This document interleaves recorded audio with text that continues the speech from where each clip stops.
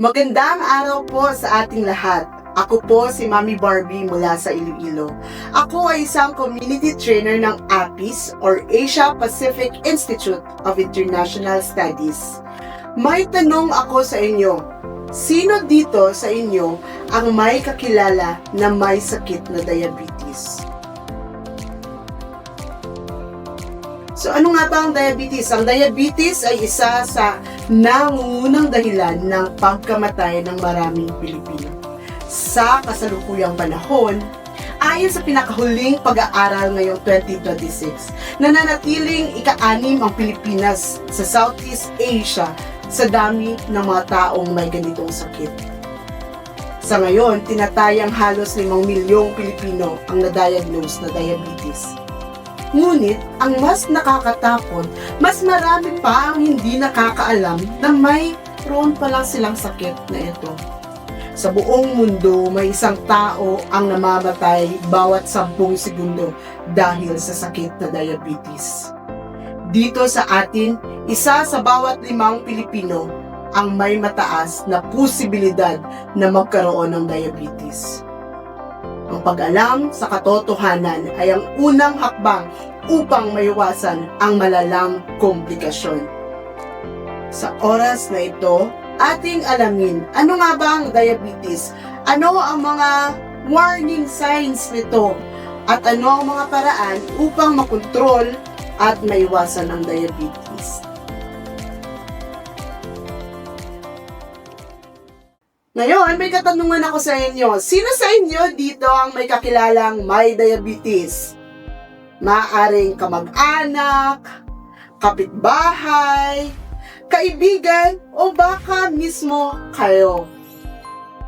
Marami po talagang Pilipino ang may diabetes. Ayon sa updated situation in the Philippines, ang pinakahuling datos, mahigit 4.7 million Filipino ang may diabetes. Mahigit kalahati sa kanila ay hindi alam na may diabetes sila. At ang diabetes ay kabilang sa top 5 sanhi ng pagkamatay sa Pilipinas. Kaya mahalagang matuto tayo kung paano ito maiiwasan at makokontrol. Ano ba talaga ang diabetes? Ang diabetes ay isang sakit na kung saan sobrang dami ng asukal o glucose sa dugo. Ang asukal o glucose ang nagbibigay ng energy sa ating katawan parang gasolina sa sasakyan. Kapag tayo ay kumakain, ang pagkain tulad ng kanin, tinapay, matatamis, at soft drinks ay ang mga naging asukal sa ating dugo. Normal lang na may konting asukal ang dugo dahil ito ang ginagamit ng katawan bilang enerhiya para tayo gumalaw, magtrabaho, mag-isip. Ngunit kailangan nitong mapunta sa mga cells ng katawan para magamit bilang energy. Dito pumapasok ang insulin. Ang insulin ay parang susi na nagbubukas ng pintuan ng cells upang makapasok ang asukal at maging energy. Pero kapag ang katawan ay kulang sa insulin o hindi na gumagana ng maayos ang insulin, ang asukal ay naiipon sa dugo at hindi napupunta sa cells. Kapag matagal at mataas ang asukal ng dugo, ito ang tinatawag na diabetes. So bakit nagkakaroon ng diabetes? May dalawang pangunahing dahilan. Una, namamana kung may kamag-anak na may diabetes, mas mataas ang posibilidad na magkaroon din kayo. Pero tandaan, 30% namamana.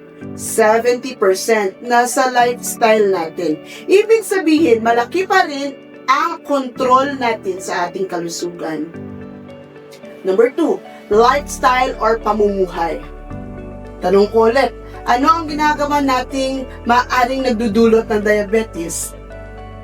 Siguro sobrang pagkain, di ba? Matamis na pagkain, soft drinks, kulang sa exercise. Kapag kulang ang galaw ng katawan, naiipon ang asukal sa dugo. Tama ba? Or minsan ang coke?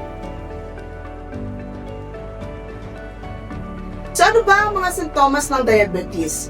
May 4 na karaniwang sintomas. Number 1, madaling mapagod kahit konti lang ang ginagawa. Pagod agad. Number 2, palaging gutom at wow, kahit kakakain lang, parang gutom pa rin, parang kulang pa rin, di ba? So, number 3, madalas nang umihi, lalo na sa gabi. And number 4, mabagal gumaling ang sugat. Halimbawa, sugat sa paa, sugat sa kamay, di ba? So, minsan, umaabot ng matagal bago gumaling. So, may tanong ako sa inyo, may nakikita na ba kayong ganitong sintomas sa kakilala nyo o baka sa inyo? So, paano natin maiiwasan ang diabetes?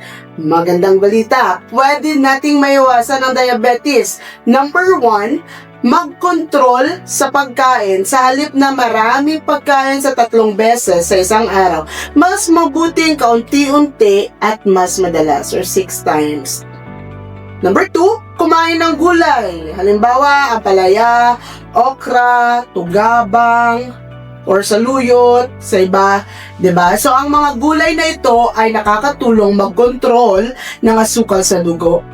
At maganda pa dito, madali lang itong itanim sa bakuran. Number 3, iwasan ang sobrang matatamis.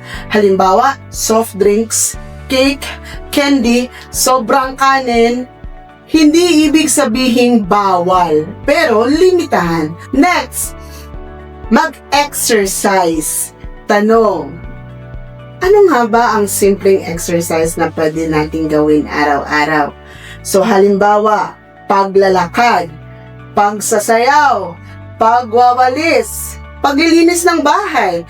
Kahit 30 minutes bawat araw, malaking tulong na ang regular na pag-exercise.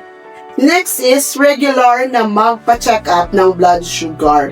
So lalo na kung may kamag-anak na may diabetes, may nararamdamang sintomas, mas mabuti ang maagang malaman kesa sa huli na. Simple reminder sa ating lahat, tandaan po natin ito.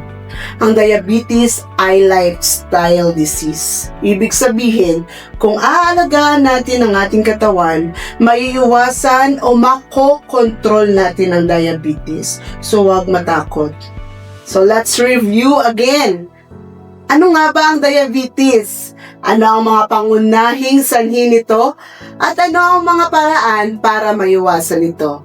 So remember, you will answer that on your breakout room. So bago po tayo magtapos, gusto ko pong magbahagi ng isang maikling kwento. Dito po sa amin may isang nanay na sa isang barangay na mahilig uminom ng Coke at kumain ng matatamis. Palagi niyang sinasabi, okay lang ito, minsan lang naman, kung patay-patay, di ba? So, pero pagkalipas ng ilang taon, napansin niya na madali na siyang mapagod, palaging nauuhaw at madalas umiihi. Hindi niya ito pinansin hanggang isang araw, nagkaroon siya ng sugat sa paa na hindi gumagaling.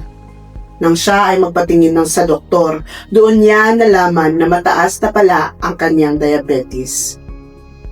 Ang pinakamasakit pa para sa kanya ay nang sabihin niya, kung alam ko lang sana noon, inalagaan ko na sana ang aking katawan para sa aking mga anak.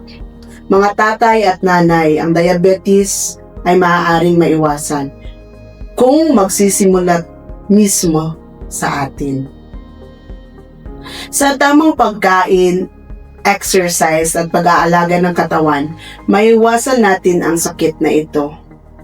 Dahil ang ating kalusugan ay hindi lang para sa atin, para rin ito sa ating pamilya. Paalala mula sa Biblia, sinabi sa 1 Corinthians 6:19-20, hindi ba ninyo alam na ang inyong katawan ay templo ng Espiritu Santo na nasa inyo, na tinanggap ninyo mula sa Diyos, kaya't luwalhatiin ninyo ang Diyos sa inyong katawan. Ibig sabihin, ang ating katawan ay regalo ng Diyos, kaya dapat nating alagaan at pahalagahan. Maraming salamat po sa inyong pakikinig. Naway pagpalain kayo ng Diyos at mananatiling malusog ang inyong pamilya. Thank you everyone and God bless us all.